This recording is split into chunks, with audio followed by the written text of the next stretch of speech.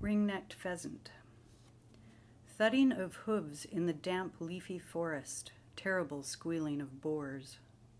Thrown from her hunter, the king's young wife breaks her neck on the trunk of an oak. Acorns fall like tears. Years go by, and without his knowledge, the king's loneliness makes a pact with ungovernable things dwelling beneath the soil. Loose strife, plentiful cities spring up in the untilled fields. Now the king eyes the Milner's Guild bill with approval. His new bride will be sporting gold-dipped plumes of 24 pheasant, bare tables of the peasantry, plucked carcasses for the feast. On the day, a solemn chill weather blows in with the priests, and during the ceremony brushes penance like crumbs from the groom's tight lips. The bride crushes the posy of jonquils in her fist. Her quill caplet lifts like a wing in the breeze. Ghostly gears flap its pinions. Tears, a rain of feathery clapping as she receives the kiss. Sows' ears. Articulate as arrowheads, the ears piled in a bulk aisle bin like a mound of dead leaves rustle imperceptibly when touched. Slightly greasy, stiff triangular scraps of improperly cured vellum, amber leather that smells a bit of old baseball mitt. Snouts and trotters gone to market, artifacts of the body's lost culture. To be the unlikely bearers of story, to be the captured flags of a glorious mud and gut empire, is to be reduced to oversized tortilla chips for cockapoos togged out in tartan rain gear. Gristle marks the edge unhinged from the hog's grinning head, each severed flap of skin a trapdoor revealing that dark, bristly tunnel to the brain, a petrous trough into which sound once poured like funneled grain, snuffle, squeal, snore, amorous grunt of boar, voracious slurp of suckling pig, the farmer at chow time yelling "Soo-ee!" Here was hoarded, cheerful oink of sow in farrow. Now silence. Unlike delicate pink shells, when held to the ear, these transmit no porcine echo of the sea. Nor, like the runtiest toe in the litter, do they cry a solo rendition of wee, wee, wee when pinched between finger and thumb. But they are not dumb.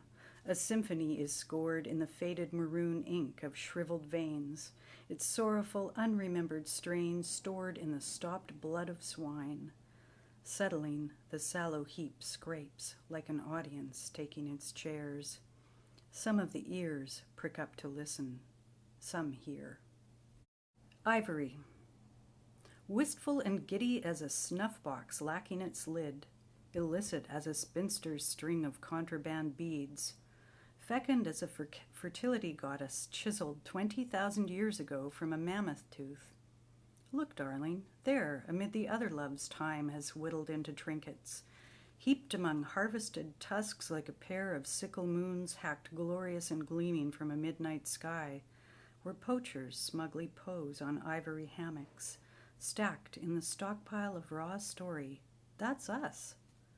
Like the keys on a piano whose strings have rusted into fence wire, corralling muffled herds of sound, we make beautiful music together. We're lucky as weighted dice, fated forever to roll sham wins. In our final befuddled moment, we are doomed as the White King about to be mated, hopelessly, bravely, blindly devoted as a pipe stem pulling the last wisp of opium to the brink of an endangered dream. Detail from an Illumination. The artist has a wicked sense of humor. You should sue him for that hat, tasseled like a boy baby's plump genitalia, gangrenous gray casserole lid beneath which you stew, sporting a wary pout. I wear the merest smirk, my chin bandaged in a wimple. With a few simple strokes he has outlined my veil in white against my habit, the way chalk marks the shape of a body on blacktop. How young we look, casualties of fashion, our outfits hopelessly outdated in front of those hideous curtains. Under that hempen robe, you're wearing your favorite red long johns and poking the toe of one slim, tapered boot beneath my skirt. The other leg is hooked over your knee like a carefully latched gate. What tortured thoughts were you hiding beneath that bloody cap? A brain-hued blue, all those ideas plopped upon your fringed orange locks like organ meat. My own cranium appears oddly swollen, as if my headdress housed a beehive of back-combed syllogisms. We seem to be speaking in some sort of sign language. Either you are making a point or complaining there's a button missing from your cuff. I'm playing you a tune on an invisible squeeze box, showing you how big it was, the one that got away. Charity. Hunched, hands in jean pockets, he crossed the sill and asked if coats were free, for it was cold and he'd no money. From my station at the till, I offered him his pick from the dollar rack. I knew him instantly, prematurely old with dirt and drink, the toil of scavenging bins for bottles, and waited while he thumbed through stacks of used clothes for him to see me as I saw him, a child, of scant promise, frog-eyed, slow, twin stunted by a runt-eating brother, bullied by boys, by girls taunted at recess. In our grade 6 pageant, I'd played mother to his pauper, stiffly and chagrined that though he struggled to learn his part, he was better than me.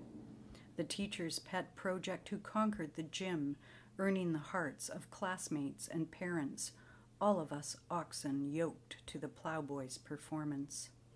Propped up in the drindle, I'd steeped in a vat of dye as if it were a potion for courage, and a peasant blouse, the costume that won my audition. I towed my mark and muttered each line with a gulp, marveling as my son strode fearlessly the fiefdoms of the stage, seeking his fortune. When the princess, a full foot taller, bent to kiss her swain, he doffed his tinfoil crown and croaked out a punchline that brought down the house. Now, stepped from decades of gleaning gutters, he'd returned to what was possible, a man grown into his fate like a foot into a boot. Who knows what losses he had suffered, what oceans crossed, mountains climbed, to arrive at such a state. I've seen him since, half-soaked in mythos, boarding the morning bus in bleak confusion, once pushing a cart under the drawbridge where ragged souls, guardians of the moat, huddle at the footings. Yet that day he wasn't seeking pity. From beyond the backdrops of our city he'd returned, still short, spunky, to visit his mom, he said, and hadn't brought a coat. I saw my own life had been driven by small-heeled struggle, the leather scuffed, but snug, and that for a long while I'd been walking the wrong way in a costume slowly going out of style. I tightened the strings of my shopkeeper's apron, awaiting some mention of my forgettable role. If he remembered, he acted as though we'd never met. I sensed him sparing me a show. Should it shame us to recall the stars extinguished in the children we once were, the miscast crone stirring her empty pot, the half-wit hero who sets out penniless and returns with a title and an ermine stole? No curtain call. He'd come only to claim a cloak against the weather. Nothing fit. "Try St. Vinny's," I said. The sky looked like snow. And wished him luck, but didn't speak his name. Rotary dial telephone. Your black handset droops in the cradle like the floppy, uncropped ears of the neighbor's Doberman, unnaturally silent since his vocal cords were cut. He too once roamed long distances, sniffing out bitches, pissing his number on poles while the lines above tossed out an assortment of late-night longings like sticks. Double cheese pizza, something, anything to fill the gap, the awkward pause, the painful revealing silence on the other end. Junior calling for bail the same month taxes came due. Loyal, outmoded friend, mute witness to cruel laughter, gentle lies, the most terrible tidings of loss. Your master's voice is forever guarded in that square, unremembering head. These days, his finger determinedly dragging your collar around and back and around and back commands much simpler business. In the calcification of an afternoon snooze, arthritic blackie farts and frets about the cat's essential nature, unable to decide whether its green or amber eye is the soul's true barometer. After dialing the podiatrist to book a Tuesday appointment, Mrs. Pritchett clacks a spoon against the can, yelling "din din." Next door, a feeble half-ring jingles the stillness, but it's just the telephone chasing off wrong numbers in its sleep. No one but that pesky market surveyor, who persists in asking which brand of mint best sweetens the breath ever calls.